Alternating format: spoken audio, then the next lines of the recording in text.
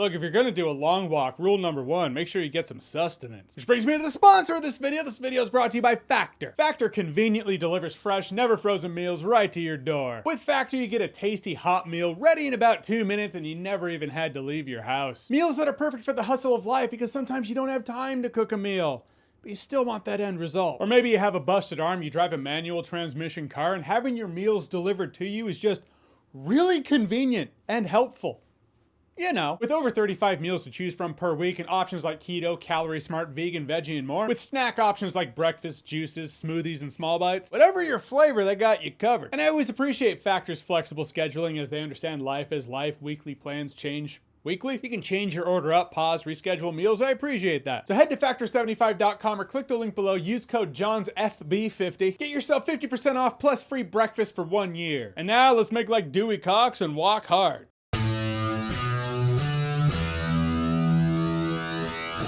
So The Long Walk is a new film, a thriller, adapted from the book written by Stephen King. Interestingly enough, the AI internet answer tells me that this is the first story Stephen King wrote, but not the first one he published. And when he published it, it was one of the stories he published under the name Richard Bachman. The Bachman books, as they're known as today. So The Long Walk takes place in post-Civil War America. You know, not the one that has happened. A future Civil War that, God willing, doesn't happen. But every year, a bunch of guys are picked from a lottery in which they walk. But there's no finish line. They all just walk. And one by one, they fall or lag behind. And when they lag behind too much, they get shot, taken out, removed from the game until there's just one left. That one survivor gets a lot of money and one wish. Like it's Calypso running this thing or some shit. And I really appreciate a movie like this. Simple premise, tight execution, rules that are articulately and simply laid out for the audience. It never overcomplicates itself. I like that. Go. Start walking. Funny enough, I was like, okay, so this is like Hunger Games, but pre-Hunger Games story, because the book came out long before Hunger Games. Turns out this movie's directed by director Francis Lawrence, who directed all but the first Hunger Games movie. I guess he's the cinematic dystopian life or death game guy. Now at first this movie revolves around Cooper Hoffman's character, Raymond, but he kind of clicks with a group of guys, they call themselves the Musketeers. Making friends in a competition like that, probably smart to get you to the finish line, until you realize that's like the Immortals in Highlander making friends, in which the tagline in Highlander is, "There can be only one." But the real buddy bond in this movie is him and a guy named Peter, played by David Johnson. You remember him from Alien Romulus, otherwise known as the most interesting character in Alien Romulus by far, and it's not even close. These are the guys, man. This is the friendship. You're rooting for these two to get to the end in a game in which there can be only one. And really, you have every Stephen King character archetype you can think of in here. You got the antagonist type, you got the big guys, you got the little nerdy guys, you got the asshole types, possibly misunderstood asshole types, and the shitters, literally. One of those things this movie deals with that most other movies would be like, we'll just not think about that. People walking nonstop for days. How do they go to the bathroom?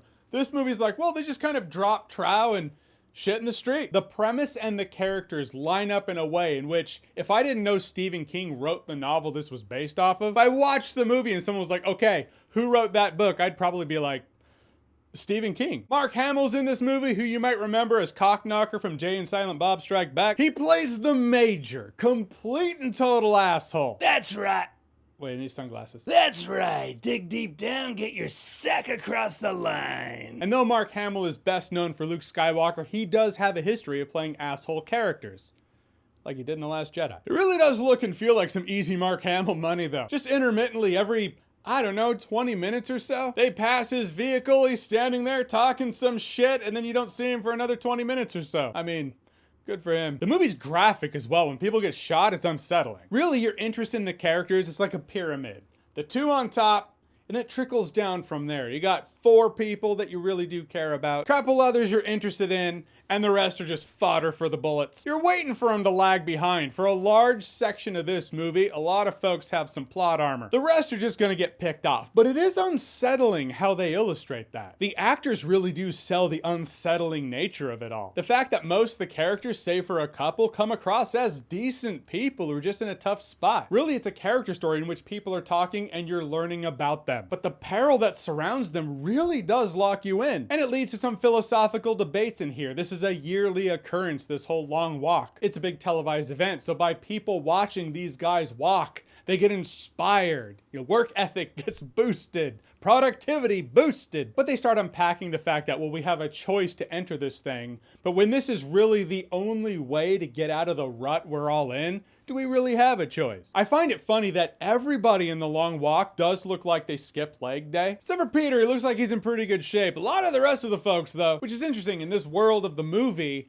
if this long walk is an annual occurrence, you would think that there'd be companies just dedicated to training people to walk a long time. And there might very well be. This lottery is a chosen thing. A lot of folks enter it, so maybe they just leave the really physically fit ones out. There's that. It's not a thing they ever address in the movie, just kind of gotta assess that possibility or probability. I really like the fact that the movie just got going too. It got to the point. It gives you some text catching you up on why people do this walk, and then our main is dropped off at the walk. The cut to title actually happens after the first person lags behind, falls back, and gets executed on the long walk. I appreciate when a movie doesn't waste your time, fills you in on what you need to know, and then gets right to it. The way the movie wraps up, I was like, okay, this is all right. Again, if I didn't know and someone was like, what book is this based off of? I'd probably be like, Stephen King. It just doesn't end in the most fulfilling manner, but the journey itself, the walk as it were,